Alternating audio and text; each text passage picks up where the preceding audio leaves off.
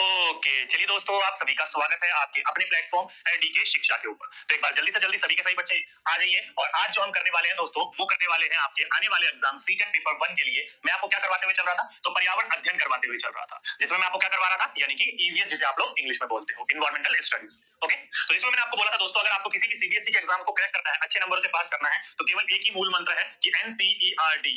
ये जो book source होते हैं ना, इन्हीं बुक सोर्स से आपके पूरे के पूरे एग्जाम बनते हैं। तो इन्हीं बुक को हम फॉलो करते हुए चल रहे थे, किसी भी प्राइवेट पब्लिकेशन को नहीं पढ़ते हुए चल रहे थे, क्योंकि ये आपने बुक पढ़ ली, आपको और कुछ पढ़ने की जरूरत नहीं है। ओके, इसमें आप सही बच्चों को बोला था मैंने, आपको क्लास 6 7 की ज्योग्राफी और साइंस, क्लास 3 से लेकर 5 तक की ईवीएस, और क्लास 1 से लेकर 5वीं तक की हिंदी, इंग्लिश और मैथ पढ़ लीजिए, काम खत्म, आपको और कुछ पढ़ने की जरूरत नहीं है। तो उसी चीज को ध्यान में रखते हुए हम क्लास 3 और क्लास 4 की ईवीएस को खत्म कर चुके थे, और क्लास 5 की हमने ईवीएस की एनसीईआरटी बुक स्टार्ट कर रखी थी। और दोस्तों, आज हमारी क्लास 5 भी जो है वो पूरी तरीके से फिनिश हो जाएगी। 2 चैप्टर बचे हुए हैं, बिल्कुल छोटे छोटे से चैप्टर हैं, उनको आज हम खत्म कर देंगे। तो अब हमारी क्लास 3, क्लास 4 और क्लास 5 की ईवीएस और साथ ही साथ में हिंदी और इंग्लिश को हम लपेटते हुए चले साथ में। तो इस तरीके से हमारी जो है पूरी की पूरी क्लास 3 से लेकर 5 तक की सीरीज ये फिनिश हो जाती है। अब हम क्लास 6 और 7 की ओर बढ़ेंगे। ओके, अभी खत्म नहीं हुई है, आज लास्ट डेट है, लास्ट दिन है, तो इसको हम आज फिनिश कर देंगे। ठीक, चलिए, तो और देरी ना करते हुए आज का अपना टॉपिक लिख लीजिए दोस्तों, वो है आपका फैमिली, यानी कि परिवार। एनसीईआरटी सीबीएसई के अकॉर्डिंग, सीटेट के सिलेबस के अकॉर्डिंग बात करी जाए तो ये इसका टॉपिक है। ठीक, बात करी जाए एनसीईआरटी जो हम क्लास 5 को फॉलो करते हुए चल रहे थे, किसको? कक्षा 5वीं को फॉलो करते हुए चल रहे थे, उसकी बात करी जाए तो ये है चैप्टर नंबर 21, 21वां। ठीक है, इस चैप्टर का नाम क्या लिखा हुआ है एनसीईआरटी बुक में? तो किसकी झलक और किसकी छाप, ये है इस चैप्टर का नाम। अब देखो, नाम से पता चल जाता है किसकी झलक और किसकी छाप। किसकी बात करी जा रही है? नन्हे शिशु की बात करी जा रही है। जब एक बच्चा घर में पैदा होता है तो उसके अंदर किसकी झलक देखने को मिलती है, वो किसकी तरह देखने को मिलता है, किसकी छाप है वो? तो वही वाली बात यहाँ पर कर रखी है। तो आपके फैमिली से, आपके परिवार से आप कैसे मैच करते हो, क्या क्या गुण मैच करते हैं, क्या क्या पॉसिबिलिटीज हो सकती है, उन्हीं के बारे में आज हम बात करेंगे, क्योंकि आपके एग्जाम पॉइंट ऑफ व्यू से इंपॉर्टेंट है। कई बार यहाँ से क्वेश्चन आपके एग्जाम में बन चुके हैं। ठीक, चलिए, और देरी ना करते हुए सभी के सभी बच्चे आज की अपनी नोटबुक निकाल लीजिए, आज के टॉपिक डाल लीजिए और टॉपिक लिख लीजिए फैमिली, यानी कि परिवार। ठीक, जिसमें पहला ही बिंदु मिलता है आपका परिवार से मिला। आपको अपने फैमिली से क्या क्या मिला, परिवार से क्या क्या मिला। डायरेक्टली क्वेश्चन पूछ लिया जाता है कि निम्नलिखित में से आपके गुण आपके परिवार से क्या क्या देखने को मिलते हैं, तो नीचे आपको कुछ ऑप्शन दे दिया जाता है, उसमें से टिक करना होता है। इन्हीं में से कुछ ऑप्शन मिलेंगे आपको। कैसे? चलिए समझते हुए चलते हैं। पहला, जीभ को पीछे, जो हमारा तालू वाला हिस्सा है, उस तरफ मोड़ो बिना दांतों से छुए। फॉर एग्जांपल के रूप में आप इमेज में देखोगे तो आप बिना अपने तालू को, मतलब बिना तालू को छुए अपने जीभ को पीछे की तरफ, क्या है, पीछे की तरफ मोड़ो बिना दांत में लगे। दांत में छूना नहीं चाहिए। तो अपने जीभ का आप रोल बना लेते हो, पीछे की तरफ आप फोल्ड कर लेते हो, तो ये गुण आपको कहां से मिला है? तो ये गुण आपके अपने परिवार से मिला है। तो ध्यान रखिएगा, अगर कोई भी बच्चा अपने जीभ को फोल्ड करके पीछे की ओर, अपने तालू की ओर टच कर लेता है, मिला लेता है बिना किसी दांत को छुए हुए, तो ये गुण कहां से मिलता है? उसको अपने परिवार से मिलता है।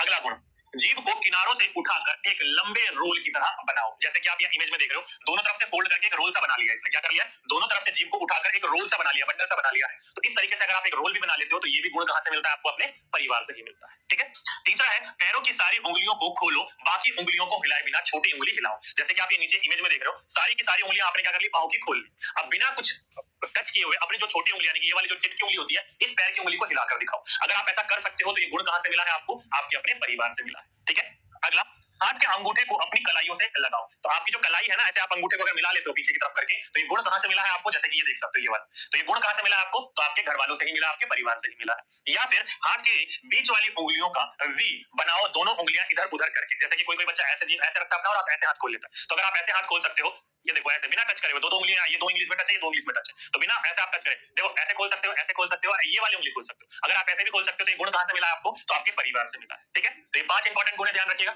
जीभ को अपने पीछे की तरफ, तालू की तरफ मोड़ लेते हो बिना दांत को छुए हुए, ये भी गुण आपके परिवार से मिलता है आपको। या फिर जीभ को आप दोनों तरफ से फोल्ड करके एक रोल बना लेते हो, ये भी आपको गुण आपके परिवार से मिला। या फिर आपकी उंगलियां, पांव की 5 उंगलियों को खोलकर चुटकी उंगली को हिला सकते हो, तो ये भी आपको गुण आपके परिवार से मिला। या फिर अपने अंगूठे को आप अपनी कलाई से लगा सकते हो, तो ये भी गुण आपको अपने परिवार से मिला। या फिर दोनों उंगलियों को दोनों हिस्सों में बांटकर दोनों उंगलियां इधर उधर करके वी आकार का शेप बना लेते हो, तो ये भी गुण आपको आपके परिवार से मिला है। ओके, तो कई बार क्वेश्चन आपके एग्जाम में पूछ लिए जाते हैं, तो आपको इन चीजों के बारे में पता होना चाहिए। और लास्ट और आखिरी, बिना छुए आप अपने बाहरी कान को हिला सकते हो। देखो, जैसे कि आप देखा होगा ना, कुछ व्यक्ति जो होते हैं, कुछ बच्चे जो होते हैं, अपने कान को बिना छुए, जैसे कि मैं छूकर हिला रहा हूं ऐसे, तो वो बिना छुए अपने कान को ऊपर नीचे हिला लेते हैं। तो अगर आप ऐसा कर सकते हो, तो ये भी गुण आपको कहां से मिला? आपके परिवार से मिला। कई बार आपके एग्जाम में देखने को मिला है, अगली बार फिर देखने को मिलेगा, तो आपको इस चीज के बारे में पता होना चाहिए कि आप अगर बिना कान को छुए हुए हिला लेते हो, तो ये परिवार का जो गुण है आपको आपके परिवार से मिला है। ठीक, तो ये कुछ ऐसे गुण थे जो कि बच्चे को अपने जीन्स के द्वारा, अपने परिवार से, अपनी पीढ़ियों से उसको मिलते हैं। तो कहीं से भी कोई भी क्वेश्चन देखने को मिलेगा, तो आप इस चीज को जरूर हैंडल करिएगा, गलत मत करके आइएगा। ठीक है, चलिए, तो ये तो हो गए ऐसे गुण जो कि आपको अपने परिवार, अपने माता पिता से मिलते हैं। अब बात कर लेते हैं कि क्या माँ बाप से नहीं मिला, यानी कि आपके माता पिता से आपको क्या क्या नहीं मिला। फॉर एग्जाम्पल के नीचे देखिए, मैंने इमेज दिखा रखी है आपको, ये जो है डॉक्टर साहब है, ये कौन है? तो ये है डॉक्टर। ठीक है, इनके पास 2 मरीज आई हैं। क्या है, इनके पास एक कपल आया, मरीज आया है। ये कपल जो है काफी समय से संतान के लिए परेशान हो रहे थे। ये संतान जानबूझकर नहीं कर रहे थे। क्यों नहीं कर रहे थे? तो दोस्तों अगर आप नीचे की तरफ देखोगे तो इनके पास बैसाखी है। क्या है? बैसाखी है। तो ये दोनों के दोनों माता पिता जो थे इस बात को लेकर परेशान थे कि हम दोनों जो है पोलियो से ग्रसित है। ये दोनों के दोनों पोलियो से ग्रसित होते हैं। आपको पता होगा जब कोई व्यक्ति पोलियो से ग्रसित होता है तो शरीर का कोई ना कोई अंग जो है वो काम नहीं कर रहा होता है। ठीक है, तो इनमें भी इनकी जो ये जो दंपत्ति थे इनकी जो टांगे हैं वो काम नहीं कर रही होती थी, पोलियो से ग्रसित थे। तो ये जो है परेशान हो गए थे। क्यों? क्योंकि कुछ जो है समाज के लोग भी इनको कह रहे थे कि आप जो है ऐसा ना करो, संतान मत करो, क्योंकि आपके संतान को भी इस प्रकार की समस्या देखने को मिलेगी, तो संतान भी बेचारा परेशान होगा। तो इस चीज से घबरा कर ये संतान नहीं कर रहे थे। आप सही बच्चों को पता होगा, समाज वही वाली बात है, कुछ पता होता नहीं, ज्ञान फैलना शुरू कर देता है। समाज किस लिए खुश है? आपका पड़ोसी क्यों खुश है? आपके दुखी से खुश है वो। अगर आप खुश होगे ना तो वो दुखी होगा। यही बात चल रही होती है। देखिएगा, पड़ोसी आपके खुश से खुश नहीं है, आपके दुखी से खुश है। ध्यान रखिएगा इस बात, समझ के रखिएगा इस बात को। ठीक है, कभी भी देख लीजिएगा जब आप तरक्की की सीढ़ियों पर चढ़ोगे ना, सबसे ज्यादा जो खुश होगा वो आपके माता पिता होंगे और सबसे ज्यादा जो दुखी होंगे वो आपके रिश्तेदार और पड़ोसी होंगे। ये दूसरे, हम जब दुखी होते हैं तो ये खुश होते हैं लोग, इनका अलग ही रिवाज चल रहा होता है। ठीक है, तो ये दोनों के दोनों माता पिता जो है बड़े परेशान हो गए। अब ये बड़े परेशान होने के बाद आखिर में थक हार कर गए डॉक्टर के पास कंसल्ट करने के लिए। क्या कि डॉक्टर हम जो है पोलियो से ग्रसित है, अगर हम अपने संतान की प्राप्ति करना चाहते तो क्या हमारा संतान भी उसको भी पोलियो होने का खतरा है? तो डॉक्टर ने साफ कहा नहीं नहीं नहीं नहीं नहीं नहीं, तुम परेशान मत हो, माँ या बाप को पोलियो है तो ऐसा नहीं है कि बच्चों को भी होगा। तो ध्यान रखिएगा दोस्तों, ये पोलियो जो है ये नहीं है कि जीन्स के द्वारा पीढ़ी दर पीढ़ी में आता, नहीं। अगर कोई माता पिता पोलियो से ग्रसित है तो उनका संतान पोलियो से ग्रसित होगा, नहीं, ऐसा कुछ नहीं है। ठीक है, तब जाकर इन माता पिता को संतुष्टि मिली, थोड़ा सा इनको काउंसलिंग करनी पड़ी, तब जाकर ये खुश होकर अपने घर वापस लौट पाए। तो ये पूरी की पूरी कहानी क्यों बताई गई मेरे द्वारा आपको? क्योंकि हम बात करेंगे यहाँ पर पोलियो की, क्योंकि आपके एग्जाम में कई बार यहाँ से क्वेश्चन पूछा जा चुका है। ठीक है, जैसे कि आप यहाँ नीचे देखो तो शिक्षक संकेत लिखा हुआ है। क्या लिखा हुआ है? शिक्षक संकेत। तो लिखा हुआ है कि बच्चों को पोलियो जैसी बीमारियों के बारे में बताइए, यानी कि आप जो है बच्चों को बताइए कि पोलियो जो है वो बीमारी जो है उसके बारे में आप क्या कर सकते हो, वार्तालाप कर सकते हो, उन चीजों के बारे में बात कर सकते हो जो जीवाणु से फैलती है। क्या बोल रखा है यहाँ पर? ध्यान रखिएगा, जो जीवाणु से फैलती है। इंपॉर्टेंट बिंदु है, ध्यान रखिएगा, अगर आपके एग्जाम में पूछा जाएगा तो आपको पता होना चाहिए। वैसे तो यहाँ पर क्या लिखा हुआ था? पहले विषाणु लिखा हुआ था। क्या लिखा हुआ था? विषाणु लिखा हुआ था। ध्यान रखिएगा दोस्तों, आपके एग्जाम में पूछा जाएगा तो आपको इन चीजों के बारे में पता होना चाहिए कि पोलियो जो होता है, क्या मैंने बोला आपका, पोलियो जो होता है वो किससे होता है? तो ध्यान रखिएगा दोस्तों, वो वायरस से होता है। किससे होता है? वायरस से होता है। इंपॉर्टेंट बिंदु है, ध्यान रखिएगा, अगर आपसे पूछा जाएगा तो आपको इस चीज के बारे में पता होना चाहिए। पोलियो किससे फैलता है? वायरस से। और वायरस की हिंदी कौन बच्चा बताएगा? जल्दी से बताइए। यहाँ पर जीवाणु लिखूं या विषाणु लिखूं? जल्दी से बताइए, जल्दी से बताइए दोस्तों, जीवाणु लिखूं या विषाणु लिखूं? यहाँ तो जीवाणु लिखा हुआ है। क्या लिखा हुआ है? जीवाणु लिखा हुआ है। अब इसी चीज को अगर आप इंग्लिश में पढ़ेंगे, देखिए लिखा हुआ है कि teacher note discuss with children about polio which is caused by A virus. English में क्या लिखा हुआ है भाई? वायरस लिखा हुआ है। अब वायरस को हिंदी में क्या कहते हैं ये बात मैं आपके ऊपर छोड़ता हूं, जीवाणु कहते हैं या फिर विषाणु कहते हैं? जल्दी से बताइए। जीवाणु तो मेरे हिसाब से नहीं कहते हैं, वायरस को विषाणु कहते हैं। आई थिंक यही होती है इसकी हिंदी। ठीक है, अगर मैं गलत नहीं हूं तो। ठीक, तो यहाँ पर क्या लिख रखा है? इसने जीवाणु लिख रखा है, तो इस हिसाब से तो भाई ये गलत हो गया।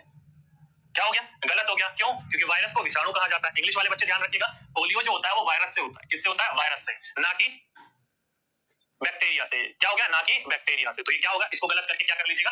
विषाणु कर लीजिएगा। क्या कर लीजिएगा? विषाणु कर लीजिएगा। हिंदी इंग्लिश में थोड़ा सा मैं वायरस, बैक्टीरिया, फंगी इस चीज के लेकर आप लोग कंफ्यूज ना होइएगा। एक बार मैं आप लोगों के लिए गूगल सर्च भी मार देता हूँ यार, इतने कंफ्यूज आप भी हो या मैं भी हूँ। ठीक है, वायरस को हिंदी में क्या कहते हैं? जल्दी से बताइए।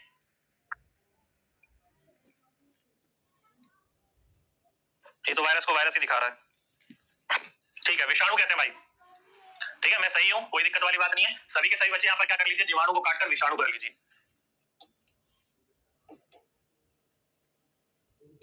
जीवाणु को काटकर क्या कर लीजिए? विषाणु कर लीजिए। ध्यान रखिएगा, जो आपका पोलियो होता है वो वायरस से होता है, ना कि जीवाणु से होता है, यानी कि ना कि बैक्टीरिया से होता है। ओके, इंपॉर्टेंट क्वेश्चन है, इंपॉर्टेंट बिंदु है, आपके एग्जाम में फिर पूछा जाएगा तो आपको इस चीज के बारे में पता होना चाहिए। ये एनसीईआरटी ने यहाँ पर थोड़ी सी गलती कर दी है हिंदी वाली बुक में। इंग्लिश वाली बुक में ठीक है वायरस लिखा हुआ है, और आप सही बच्चों को पता है इंग्लिश ज्यादा मेन मानी जाती है, हिंदी नहीं मानी जाती है। ठीक है, तो ध्यान रखिएगा, पोलियो जो होता है वो विषाणु से होता है, ना कि जीवाणु से होता है। ठीक, आगे बोल रखा है कि जन्मजात नहीं होती। जो पोलियो होता है ये जन्मजात नहीं होता, ध्यान रखिएगा। आगे बोला है कुछ बीमारियां जैसे कि कुष्ठ रोग के बारे में कई गलत धारणाएं लोगों के मन में रहती है, इनका इलाज कैसे और कहां हो सकता है, इस पर चर्चा और डॉक्टर से भी बातचीत करवाइए। तो देखो दोस्तों, हमारे यहाँ पर कुछ रोग जो है एक ऐसे रोग है जैसे कि जुकाम वायरस से होता है, आपस में टच करते हो, मतलब एक दूसरे के संपर्क में आते हो तो जुकाम होने की संभावना होती है। लेकिन ये नहीं है कि जो पोलियो आप दूसरे के संपर्क में आओगे तो आपको भी हो जाएगा, ऐसा कुछ नहीं होता है। ठीक है, तो इन चीजों के बारे में आप बच्चों से बातचीत कर सकते हो, और हो सके तो किसी डॉक्टर से उन बच्चों को सलाह भी करवा सकते हो, बातचीत भी करवा सकते हो। तो यहाँ से क्या पता चला दोस्तों कि पोलियो जो है एक ऐसा रोग नहीं है जो छुआछूत रोग हो, जो कि आपस में फैलता हो, नहीं, और ना ही जन्मजात होता है। और पोलियो होता है तो किस कारण की वजह से होता है? वायरस के कारण होता है। ओके, इंपॉर्टेंट क्वेश्चन है, इंपॉर्टेंट बिंदु है, एग्जाम में पूछा जाएगा तो आपको इस चीज के बारे में पता होना चाहिए। ठीक, उम्मीद करता हूँ यहाँ तक सभी के सभी बच्चों को समझ में आ गया होगा, कोई दिक्कत वाली बात नहीं होगी। चलिए आगे चलो। आगे चलें तो बोला गया है मटर के प्रयोग चिकने या फिर खुदरे। आप सभी बच्चों को पता होगा कि एक बहुत बड़े वैज्ञानिक हुए जिन्होंने मटर के पौधे के ऊपर 28,000 से भी ज्यादा प्रयोग करे और उनके दिए हुए विवरण जो है आज भी लोग इस्तेमाल करते हैं, आज भी लोग उनका प्रयोग में लाते हैं। ठीक है, तो उन्हीं के बारे में आज हम पढ़ने वाले हैं कि मटर के प्रयोग चिकने या फिर खुदरे, इन्होंने जो प्रयोग करा था और जो रिजल्ट निकाला था उसके बारे में वार्तालाप करेंगे। ओके, चलिए तो देखो दोस्तों क्या लिखा है कि ऑस्ट्रेलिया में रहने वाले ग्रेगोर जॉन मंडल का जन्म सन 1822 में एक गरीब किसान परिवार में हुआ। ध्यान रखिएगा दोस्तों, ये ऑस्ट्रेलिया नहीं है, ऑस्ट्रेलिया जो कि यूरोप की तरफ पड़ता है, ऑस्ट्रेलिया तो नीचे की तरफ पड़ता नहीं, ऑस्ट्रेलिया के रहने वाले थे। ठीक है, तो इनका जो जन्म हुआ था वो 1822 में एक गरीब किसान के परिवार के अंतर्गत इनका जन्म हुआ था, जो कि नाम क्या है इनका, तो ग्रेगोर जॉन मंडल या फिर ग्रेगोर मंडल भी बोला जाता है इनको। ओके, इनके परिवार में हुआ, उन्हें पढ़ाई का बहुत शौक था पर परीक्षा के नाम से ही पसीने इनके छूट जाते थे। देखो दोस्तों, इनको पढ़ाई का तो बहुत शौक था, इतना शौक था कि पढ़ने और उसके बारे में जानकारी लेने के लिए पीछे नहीं हटते थे, लेकिन जब भी परीक्षा का नाम आता तो इनके पसीने छूट जाते, और ये नहीं, बीच परीक्षा से उठकर ये भागकर निकल आते थे, इतना डरते थे परीक्षा से। ठीक है, तो यूनिवर्सिटी की पढ़ाई के पैसे ना होने के कारण उन्होंने क्या कर लिया, एक मठ में रहकर, मठ वगैरह जहां पर ऋषि मुनि वगैरह देखने को मिलते हैं, तो मठ में रहकर, जो कि मंक बोलते हो, मुनि बोल सकते हो,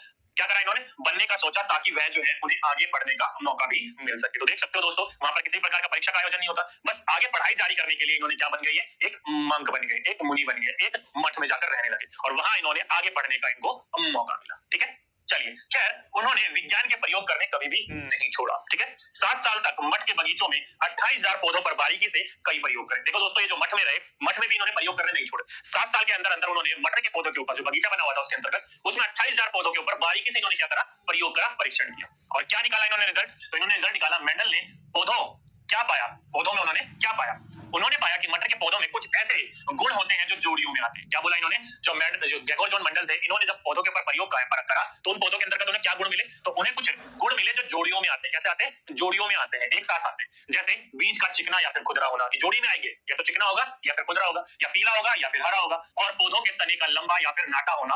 पर चिकने बीज वाले और खुदरे बीज वाले पौधों के बच्चे भी, यानी कि अगली पीढ़ी के पौधे में भी बीज या तो चिकना होगा या फिर खुदरे होते हैं। ऐसा नहीं है कि एक बीज थोड़ा चिकना होगा और दूसरा खुदरा बन जाएगा। इसी तरह रंग के गुण अगली पीढ़ी के पौधे के बीज या तो पीले होते या फिर हरे। पीला और हरा गुण मिलकर कोई नया रंग का बीज नहीं बनाते। यही नहीं, मंडल ने तो यह भी बताया कि मटर की अगली पीढ़ी के पौधे में ज्यादा पीले बीज वाले ही होंगे। इसी तरह उन्होंने बताया कि अगली पीढ़ी में चिकने बीज ज्यादा होंगे। तो देख सकते हो दोस्तों, इन्होंने पूरे के पूरे 28,000 पौधों के ऊपर प्रयोग करने के बाद ये निर्णय निकाला कि इन पौधों के अंतर्गत कुछ गुण जो होते हैं वो जोड़ियों में मिलते हैं। कैसे मिलते हैं, जोड़ियों में। जैसे कि या तो बीज खुदरा होगा या चिकना होगा, या तो बीज पीला होगा या फिर हरा होगा, यहाँ तक कि या तो तना नाटा होगा या फिर लंबा होगा। ये नहीं है कि एक दो रंग मिलकर एक नया रंग बना लेंगे, जैसे कि पीला हरा रंग मिलकर एक नया रंग बना लेंगे, ऐसा नहीं है। अगली पीढ़ी जो आएगी उसमें ये नहीं है कि एक खुदरा होगा ज्यादा और एक ज्यादा चिकना होगा, नहीं, या तो खुदरा होगा या फिर चिकना होगा।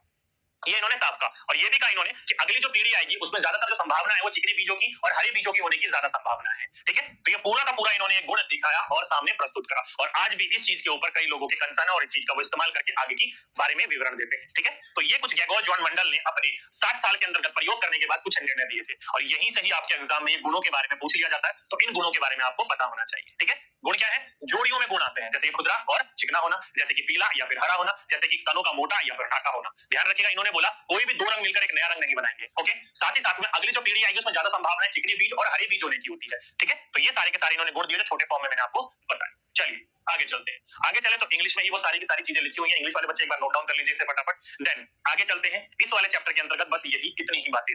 ठीक है, चलिए नोट डाउन कर लिया सभी बच्चों ने, आगे चलते हैं। आगे चले तो दोस्तों नेक्स्ट चैप्टर आ जाता है, चैप्टर क्लास 5 का ही 22वां। क्या है चैप्टर का नाम, फिर चला काफिला। क्या है, फिर चला काफिला। अभी काफिला क्या है, तो कुछ नहीं, गांव के कुछ लोग जो है अपनी बैलगाड़ियों में सामान बांधकर चल देते हैं, जहां उन्हें काम मिलता है वहीं पर रुककर वो काम करने लग जाते हैं, जैसे गन्ने किसान की जो कटाई वगैरह करते हैं, वैसे कुछ काफिला है, उन्हीं के बारे में ये बात करी गई है, उन्हीं के बारे में हम लोग भी बात करेंगे। ठीक है, तो चैप्टर जो आएगा वो आएगा भोजन यानी कि फूड के अंतर्गत।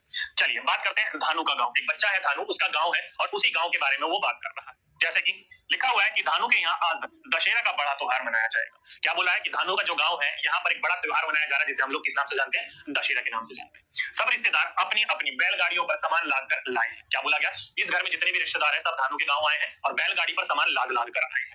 इस त्योहार पर मम्मी, आई यानी कि माँ और चाची, ध्यान रखेगा क्या बोला गया, इस त्योहार में जो इसकी मामी है, इसकी जो माँ है यानी कि आई है, और साथ ही साथ में जो इसकी चाची है, तीनों की बात करी गई है। सभी के सभी मिलकर जो है गुड़ और पूरण पोली, जो कि चने की मीठी रोटी होती है दाल की, उसके बारे में बात करी गई। तो पूछा जाए आपको कि पूरण पोली क्या होती है, तो चने की दाल की मीठी रोटी होती है। ठीक है, तो इसी को हम पूरण पोली कहते हैं। ये सारे के सारे साथ में मिलकर बना रही है और साथ में थोड़ी सी तीखी कढ़ी। क्या बना रही है, कढ़ी बना रही है लेकिन तीखी है, जैसे कि आप नीचे इमेज में देखोगे ये रहा बच्चा और ये उनकी मामी, उसकी माँ और उसकी चाची वगैरह और इसके रिश्तेदार वगैरह सारे के सारे मिलकर क्या कर रहे हैं, तो वो जो चने का आटा है उसका मिश्रण तैयार कर रहे हैं और उससे पूर्ण पोली बना रहे हैं और साथ ही साथ में गुड़ भी बना रहे हैं। ठीक है, तो ये पूरा का पूरा इनका क्या चल रहा है, तरीके से रिवाज चल रहा है। तो यहाँ से क्वेश्चन क्या बना, तो क्वेश्चन यहाँ से यही बना कि पूर्ण पोली क्या होती है, तो चने की दाल की एक मीठी रोटी होती है जो कि जो धानु था उसकी मामी, उसकी माँ और उसकी चाची मिलकर बना रहे थे। ठीक है, चलिए आगे चले तो आगे बोला था कि आदमी लोग, जैसे कि ये नीचे देख रहे हो, आदमी लोग मुकादम यानी कि कर्ज वसूल करने वाले। तो पुराने समय में जो कर्ज वसूल करा करता था उसको क्या कहा जाता था, तो उसे कहा जाता था दोस्तों मुकादम। जैसे कि आप ये देख रहे हो कर्ज वसूल करने वाला है, हर गांव वालों के पास जाता है और बताता है कि आपने कितना कर्ज ले रखा है। जैसे काम काज करने के लिए व्यक्ति से कर्ज लिया जाता था ना पुराने जमाने में, तो पुराने जमाने में जिस लोग कर्ज लेते थे उसको और जो कर्ज वसूल करने आता था, ध्यान रखिएगा, जो कर्ज वसूल करने आता था उसे मुकादम कहा जाता था। ठीक है, तो आदमी लोग मुकादम के साथ मीटिंग के लिए बैठते हैं। मीटिंग में मुकादम सभी के कर्जों के पैसे का हिसाब करता है, किस परिवार के ऊपर उसका कितना कर्जा बाकी है यह भी देखता है। तो यहाँ से देख सकते हो गांव वालों की क्या हो रही थी, लोगों की तो कर्ज जो देने वाला है और जो लेने वाला है उसको मुकादम कहते हैं, उसके साथ क्या चल रही थी, मीटिंग चल रही थी। तो डायरेक्टली क्वेश्चन कई बार पूछा जा चुका है आपसे कि निम्नलिखित में से पुराने समय में कर्ज वसूल करने वालों को क्या कहा जाता था, तो मुकादम कहा जाता था। ओके, इंपॉर्टेंट बिंदु है, इंपॉर्टेंट फैक्ट एग्जाम में पूछा जाएगा, तो आपको इस चीज के बारे में पता होना चाहिए। चलिए अब मुझे बताइए कि पूरा का पूरा चैप्टर आपको समझ में आया कि नहीं आया। क्या सर खत्म, हाँ भाई बस खत्म, यही इतना सा चैप्टर था, ज्यादा बड़े चैप्टर नहीं थे, छोटे छोटे से चैप्टर थे। आज के इन दोनों चैप्टर में आपको यही बात आपको पढ़नी थी और मेरे को पढ़ानी थी। तो आज हमने क्लास 5 की एनसीईआरटी बुक फिनिश कर ली। तो सभी बच्चे सही सुन रहे हो, क्लास 5 एनसीईआरटी बुक हमने फिनिश कर ली, यानी क्लास 3 भी खत्म, क्लास 4 भी खत्म और क्लास 5 भी खत्म। अब बच्चे क्लास 6 और 7 की ज्योग्राफी और साइंस, जिसमें हम मेन टॉपिक पढ़ेंगे, 9 से 10 टॉपिक है, कवर कर लिए तो बस बात बल्ले बल्ले, अपना एनसीईआरटी खत्म, फिर पेडागोजी के ऊपर आएंगे हम लोग। ठीक है, चलिए तो ये था दोस्तों आज का अपना टॉपिक। अब आते हैं दोस्तों अपने क्वेश्चंस के ऊपर कि यहाँ से आपके एग्जाम में कैसे क्वेश्चंस देखने को मिल सकते हैं या फिर मिल चुके हैं। पहला क्वेश्चन क्या बोला है कि निम्नलिखित में से कौन सा गुण बालक को उसके परिवार से मिलता है। तो देखो दोस्तों, मैंने अभी आपको शुरू में 6 गुणों के बारे में बताया था जो कि कहां से मिल रहा था बच्चों को, उसके अपने परिवार से मिल रहा था। तो पहला जीभ का रोल बनाना, बिल्कुल दोस्तों, जीभ का जो रोल बनाता है बच्चा पीछे तालू की तरफ मोड़ लेता है या फिर रोल बंडल सा बना लेता है, कहां से मिलता है, परिवार से ही मिलता है। अगला पैरों की उंगलियों को खोलना और चुटकी उंगलियों को हिलाना, किससे मिलता है, परिवार से ही मिलता है, ये भी ठीक है। अगला है हाथ के अंगूठे को कलाई से लगाना, हाथ का अंगूठा जो होता है वो कलाई से लगा लेता है, ये भी गुण उसके माता पिता यानी कि परिवार से मिलता है। तो उपयुक्त सभी, ऑल दिस अबाउट, जिस बच्चे ने ऑप्शन नंबर 4 लगाया वो सभी के सही बच्चों ने बिल्कुल करेक्ट और बिल्कुल राइट आंसर लगाया, 4 इज द राइट आंसर। ठीक है, चलिए आगे चलते हैं। अगला बोला गया है कि निम्नलिखित में पोलियो रोग का कारण होता है। तो पोलियो रोग का कारण क्या होता है, तो मैंने अभी बताया था वायरस यानी कि विषाणु। तो वायरस यानी कि इंग्लिश में भी हिंदी में भी दोनों में वायरस है, तो वायरस को ठीक करिए। तो जिस बच्चे ने वायरस लगाया वो सभी के सही बच्चों ने बिल्कुल करेक्ट और राइट आंसर लगाया। ठीक है, आगे चलते हैं। आगे बोला है कि निम्नलिखित वैज्ञानिक प्रयोग में से किसने साबित किया कि मटर के पौधों में कुछ गुण होते हैं जो जोड़े में आते हैं और उन गुणों को अगली पीढ़ी को देते हैं। तो ग्रेगोर जॉन मंडल जो कि ऑस्ट्रेलिया के रहने वाले थे, उन्होंने साबित किया था 28,000 पौधों के ऊपर प्रयोग करके। तो option number first is the right answer. जिस बच्चों ने लगाया फर्स्ट वो सभी के सही बच्चों ने बिल्कुल करेक्ट और बिल्कुल राइट आंसर लगाया। ठीक है, चलिए आगे चलते हैं। कर्ज वसूल करने वालों को पुराने समय में किस नाम से पुकारा जाता था, तो मुकादम के नाम से जाना जाता था। Option number second is the right answer. जिस बच्चों ने सेकंड लगाया वो बच्चों ने बिल्कुल सही आंसर लगाया। ठीक है, तो जिस बच्चों ने लगाया ऑप्शन नंबर सेकंड वो सभी के सही बच्चों ने बिल्कुल करेक्ट और बिल्कुल राइट आंसर लगाया। ओके, चलिए तो ये था दोस्तों आज का अपना NCERT books class 3rd 4th and 5th बिल्कुल फिनिश हो चुकी है। क्या हो चुकी है, बिल्कुल आपकी फिनिश हो चुकी है। तो यहाँ से क्लास 3rd क्लास 4th और क्लास 5th की जितने भी हो सकता था वो मैंने आपको पूरा का पूरा अच्छे तरीके से कंप्लीट करा दिया है। और साथ ही साथ में दोस्तों आप सही बच्चों के लिए खुशखबरी है। क्या खुशखबरी है, चलिए अभी नहीं बता देता हूँ, जब आपको मैं कंप्लीट कर लूंगा उस चीज को, आपके सजेशन पे ही मैं तैयार कर रहा हूँ उस चीज को, जैसे कंप्लीट कर लूंगा वो मैं आपको बता दूंगा और आपको प्रोवाइड करवा दी जाएगी। आप उससे भी आपको एग्जाम टाइम में रिवीजन करने में बहुत मदद मिलेगी। ठीक है, तो आप लोगों के लिए ही खुशखबरी है, वो आप लोगों के लिए अच्छा काम हो रहा है, टेंशन ना लीजिएगा। जितनी चीजें बताई गई थी आपको वो चीज तो हमारी तरफ से प्रोवाइड करवाई जाएगी। जो चीज आप हमारी तरफ से हो सकता है हम कुछ एक्स्ट्रा भी आप लोगों को प्रोवाइड करवाएंगे, ताकि हमारा जो मेन मोटिव है आप लोगों का रिजल्ट वो आप ज्यादा से ज्यादा हमें दे सको, बेटर से बेटर दे सको। ठीक है, चलिए तो दोस्तों ये था आज का अपना टॉपिक। उम्मीद करता हूँ आप सभी बच्चों को समझ में आ गया होगा। जब हम नेक्स्ट क्लास में मिलेंगे तो क्लास 6 की क्या स्टार्ट करेंगे, जियो एंड साइंस, ये स्टार्ट करेंगे। ओके, तो NCERT class 3rd 4th 5th previous खत्म हो गई। तो चलिए दोस्तों आज के लिए बस इतना ही। उम्मीद करता हूं जितनी चीजें मैंने आपको पढ़ाई वो सारी की सारी चीजें समझ में आ गई होंगी। बाकी जब नेक्स्ट क्लास में मिलेंगे तो नेक्स्ट टॉपिक को शुरू करेंगे। ओके, तो दोस्तों आज के लिए बस इतना ही। आपसे फिर मुलाकात होगी नेक्स्ट वीडियो में एक नेक्स्ट टॉपिक के साथ। जब सभी बच्चों को धन्यवाद।